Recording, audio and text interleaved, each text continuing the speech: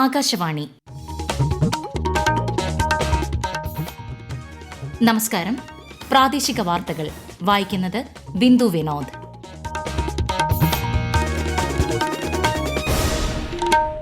പ്രധാന വാർത്തകൾ. ദാദാസാഹിബ് ഫാൽക്കെ പുരസ്കാരം രാഷ്ട്രപതിയിൽ നിന്നും ഏറ്റുവാങ്ങി മലയാളത്തിന്റെ പ്രിയതാരം മോഹൻലാൽ. കേരളത്തിനിത് അഭിമാന നിമിഷം. മലയാള സിനിമയ്ക്ക് ലഭിച്ച ആദരമാണിതെന്നും പുരസ്കാര ലബ്ധിയിൽ സന്തോഷമുണ്ടെന്നും മോഹൻലാൽ. മികച്ച സഹനടനുള്ള പുരസ്കാരം വിജയരാഘവനും സഹനടിക്കുള്ള പുരസ്കാരം ഉർവശിയും ചടങ്ങിൽ സ്വീകരിച്ചു. 10ാമത് ദേശീയ ആയുർവേദ ദിനം സമുചിതമായി ആഘോഷിച്ച് രാജ്യം. സംസ്ഥാനതല ആയുർവേദ ദിനാചരണം മന്ത്രി വീണ ജോർജ് ഉദ്ഘാടനം ചെയ്തു. കേരളത്തിലെ നെൽകർഷകരുടെ പ്രശ്നം പരിഹരിക്കുന്നതിനായി കേന്ദ്ര സംഘം നാളെ ആലപ്പുഴ സന്ദർശിക്കും. ഏഷ്യാകപ്പ് ക്രിക്കറ്റിൽ ഇന്ന് പാകിസ്ഥാൻ ശ്രീലങ്കയെ നേരിടും. റെക്കോർഡ് നിരക്കിൽ സ്വർണ്ണവില. ഗ്രാമിന് വില 10,605 രൂപ. വാർത്തകൾ വിശദമായി. ദാദാസാഹിബ് ഫാൽക്കെ പുരസ്കാരം രാഷ്ട്രപതി ദ്രൌപദി മുർമുവിൽ നിന്നും ഏറ്റുവാങ്ങി മലയാളത്തിന്റെ അഭിമാന താരം മോഹൻലാൽ. ന്യൂഡൽഹിയിലെ വിഗ്യാൻ ഭവനിൽ നടന്ന 71ാമത് ദേശീയ ചലച്ചിത്ര അവാർഡ് വിതരണ ചടങ്ങിലാണ് രാഷ്ട്രപതി പുരസ്കാരം സമ്മാനിച്ചത്. Legendary actor, director and producer Shri Mohanlal is being honoured with Dada Saheb Phalke Award for the year 2023 in the 71st National Awards. स्वागत करें पद्म श्री पद्म भूषण से सम्मानित श्री मोहनलाल जी का. താങ്കൾ ഒരു ഉഗ്രൻ നടനാണെന്ന് ചടങ്ങിൽ പറഞ്ഞുകൊണ്ട് കേന്ദ്രമന്ത്രി അശ്വിനി വൈഷ്ണവ് ശ്രീ മോഹൻലാലിന് അഭിനന്ദനം രേഖപ്പെടുത്തി. സ്വർണ്ണകമലവും 10 ലക്ഷം രൂപയും ഉൾപ്പെടുന്ന ദാദാസാഹിബ് ഫാൽക്കെ അവാർഡ് ചലച്ചിത്ര മേഖലയിലെ രാജ്യത്തെ പരമോന്നത പുരസ്കാരമാണ്.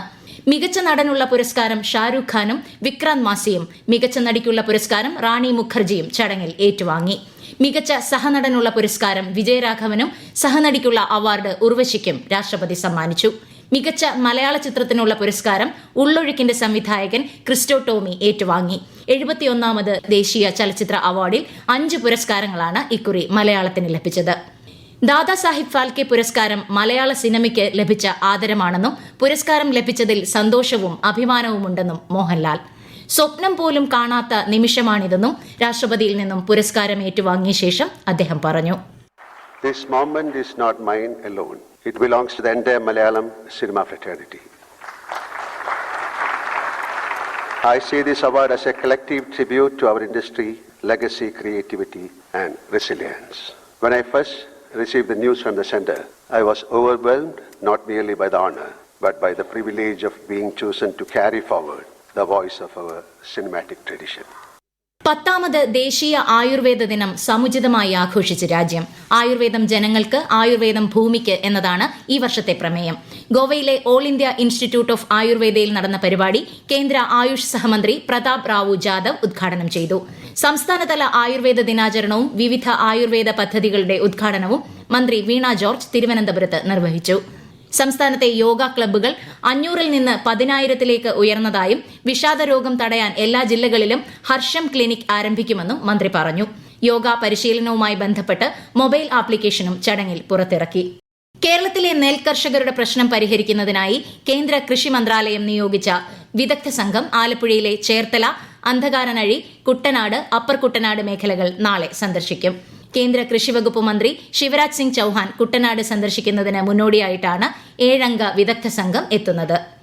സംസ്ഥാനത്തെ തദ്ദേശ പൊതു തെരഞ്ഞെടുപ്പിന് മുന്നോടിയായി തദ്ദേശ സ്ഥാപനങ്ങളിലെ സംവരണ വാർഡുകൾ നിശ്ചയിക്കുന്നതിനുള്ള നറുക്കെടുപ്പ് ഒക്ടോബർ 13 മുതൽ 21 വരെ നിശ്ചിത തീയതികളിൽ നടത്തുമെന്ന് സംസ്ഥാന തെരഞ്ഞെടുപ്പ് കമ്മീഷണർ എ ഷാജഹാൻ അറിയിച്ചു. തദ്ദേശ സ്വയംഭരണ പൊതു തെരഞ്ഞെടുപ്പിന്റെ മുന്നൊരുക്ക പ്രവർത്തനങ്ങൾ വിലയിരുത്താനായി സംസ്ഥാന തെരഞ്ഞെടുപ്പ് കമ്മീഷൻ വിളിച്ചു ചേർത്ത ജില്ലാ കളക്ടർമാരുടെ യോഗത്തിൽ സംസാരിക്കുകയായിരുന്നു അദ്ദേഹം.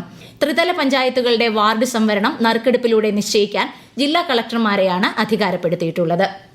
സെപ്റ്റംബറിലെ സാമൂഹ്യ സുരക്ഷാ ക്ഷേമനിധി പെൻഷനുകൾ സംസ്ഥാനത്ത് മറ്റന്നാൾ മുതൽ വിതരണം ചെയ്യും.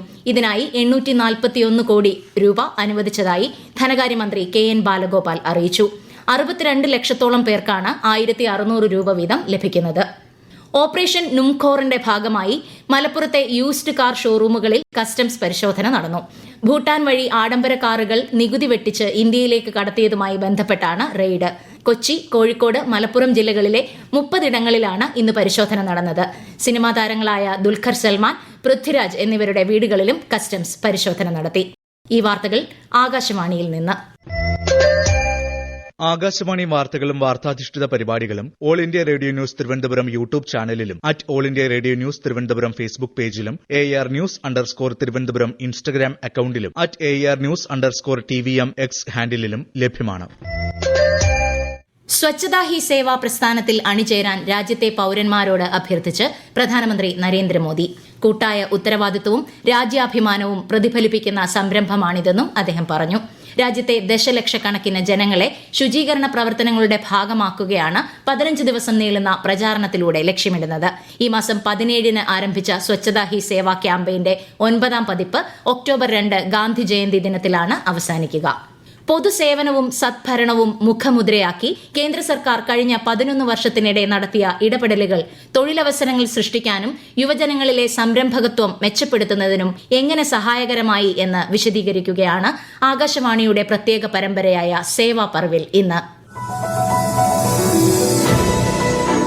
രാജ്യത്ത് തൊഴിലവസരങ്ങൾ സൃഷ്ടിക്കുന്നതിന് വലിയ പ്രാധാന്യമാണ് നരേന്ദ്രമോദി സർക്കാർ നൽകി വരുന്നത്. 2022 ഒക്ടോബറിൽ ആരംഭിച്ച റോസ്ഗാർ മേളകൾ രാജ്യത്തുടനീളം തൊഴിലവസരങ്ങൾ വർദ്ധിപ്പിക്കുന്നതിനുള്ള പ്രധാന ചുവടുവയ്പ്പാണെന്ന് പ്രധാനമന്ത്രി നരേന്ദ്രമോദി പറഞ്ഞു. प्रधानमंत्री विकसित भारत रोजगार योजना आज ही 15 अगस्त को लागू हो रही है. ये आपके लिए बहुत खुशखबरी है. इस योजना के तहत निजी क्षेत्र में पहली नौकरी पाने वाले नौजवान को बेटी को 15,000 रुपया सरकार की तरफ से दिए जाएंगे. कंपनियों को भी नए रोजगार देने के अवसर जो भी ज्यादा जुटाएगा उनको भी प्रोत्साहन राशि दी जाएगी. രാജ്യത്തെ യുവതയെ തൊഴിലന്വേഷകരിൽ നിന്ന് തൊഴിൽ ദാതാക്കളാക്കാൻ 2015 ഏപ്രിലിൽ ആരംഭിച്ച പ്രധാൻമന്ത്രി മുദ്ര യോജനയും നിർണായക പങ്ക് വഹിച്ചിട്ടുണ്ട്. പദ്ധതിയിലൂടെ ഏകദേശം 33 ലക്ഷം കോടി രൂപയുടെ വായ്പകളാണ് ഇതുവരെ അനുവദിച്ചത്. ആയുഷ്മാൻ ഭാരത് പ്രധാൻമന്ത്രി ജൻ ആരോഗ്യ യോജന ഇന്ന് 7 വർഷം പൂർത്തിയാക്കി. ഒരു കുടുംബത്തിന് പ്രതിവർഷം 5 ലക്ഷം രൂപയുടെ ആരോഗ്യ പരിരക്ഷ നൽകുന്ന പദ്ധതിയിലൂടെ ഏകദേശം 55 കോടിയിലധികം ഗുണഭോക്താക്കൾക്കാണ് ഇതിനകം പ്രയോജനം ലഭിച്ചത്. ദേശീയ പോഷക മാസാചരണത്തിനോടനുബന്ധിച്ച് Thiruvananthapuram central bureau of communication സംഘടിപ്പിക്കുന്ന ത്രിദിന സംയോജിത ബോധവൽക്കരണ പരിപാടിക്ക് തുടക്കമായി. തൈക്കാട് ഭാരത് ഭവനിൽ നടക്കുന്ന പരിപാടി ആന്റണി രാജു MLA ഉദ്ഘാടനം ചെയ്തു. ഏഷ്യ കപ്പ് ക്രിക്കറ്റിൽ ഇന്ന് പാകിസ്ഥാൻ ശ്രീലങ്കയെ നേരിടും. രാത്രി 8-ന് അബുദാബി ഷെയ്ഖ് സയ്യിദ് സ്റ്റേഡിയത്തിലാണ് മത്സരം. സൂപ്പർ 4-ൽ ഇന്ത്യ ബംഗ്ലാദേശ് പോരാട്ടം നാളെയാണ്. നിലവിൽ ഗ്രൂപ്പ് എയിൽ 6 പോയിന്റുമായി 1ാം സ്ഥാനത്താണ് ഇന്ത്യ. സ്വർണ്ണവിലയിൽ റെക്കോർഡ് വർധന. പവന് 1920 രൂപ ഉയർന്ന് 84,840 രൂപയും ഗ്രാമിന് 240 രൂപ വർദ്ധിച്ച് 10,605 രൂപയുമാണ് ഇന്നത്തെ വില. എന്നാൽ രാജ്യത്തെ ഓഹരി വിപണികൾ ഇന്ന് നഷ്ടത്തിലാണ് വ്യാപാരം അവസാനിപ്പിച്ചത്. സെൻസെക്സ് 58 പോയിന്റ് താഴ്ന്ന് 82,102-ലും നിഫ്റ്റി 33 പോയിന്റ് നഷ്ടത്തിൽ 25,170-ലും വ്യാപാരം അവസാനിപ്പിച്ചു. പ്രധാനമന്ത്രി നരേന്ദ്രമോദി ആകാശവാണിയിലൂടെ ജനങ്ങളുമായി ആശയങ്ങൾ പങ്കുവയ്ക്കുന്ന പ്രതിമാസ റേഡിയോ പ്രഭാഷണ പരിപാടി മൻ കി ബാത്ത് ഈ മാസം 28-ന് രാവിലെ 11 മണിക്ക്. മൻ കി ബാത്തിന്റെ 126-ാം പതിപ്പാണിത്. ദൂരദർശന്റെയും ആകാശവാണിയുടെയും മുഴുവൻ ശൃംഖലകളിലും പരിപാടി ലഭ്യമാകും. പ്രധാന വാർത്തകൾ വീണ്ടും. ദാദാസാഹിബ് ഫാൽക്കെ പുരസ്കാരം രാഷ്ട്രപതിയിൽ നിന്നും ഏറ്റുവാങ്ങി മലയാളത്തിന്റെ പ്രിയതാരം മോഹൻലാൽ. കേരളത്തിനിത് അഭിമാന നിമിഷം. മലയാള സിനിമയ്ക്ക് ലഭിച്ച ആദരമാണിതെന്നും പുരസ്കാര ലബ്ധിയിൽ സന്തോഷമുണ്ടെന്നും മോഹൻലാൽ. മികച്ച സഹനടനുള്ള പുരസ്കാരം വിജയരാഘവനും സഹനടിക്കുള്ള പുരസ്കാരം ഉർവശിയും ചടങ്ങിൽ സ്വീകരിച്ചു. 10ാമത് ദേശീയ ആയുർവേദ ദിനം സമുചിതമായി ആഘോഷിച്ച് രാജ്യം. സംസ്ഥാനതല ആയുർവേദ ദിനാചരണം മന്ത്രി വീണ ജോർജ് ഉദ്ഘാടനം ചെയ്തു. കേരളത്തിലെ നെൽ കർഷകരുടെ പ്രശ്നം പരിഹരിക്കുന്നതിനായി കേന്ദ്ര സംഘം നാളെ ആലപ്പുഴ സന്ദർശിക്കും. ഏഷ്യ കപ്പ് ക്രിക്കറ്റിൽ ഇന്ന് പാകിസ്ഥാൻ ശ്രീലങ്കയെ നേരിടും. റെക്കോർഡ് നിരക്കിൽ സ്വർണ്ണവില ഗ്രാമിന് 10,605 രൂപ. പ്രാദേശിക വാർത്തകൾ കഴിഞ്ഞു. അടുത്ത വാർത്താ പ്രക്ഷേപണം രാത്രി 7:25-ന്.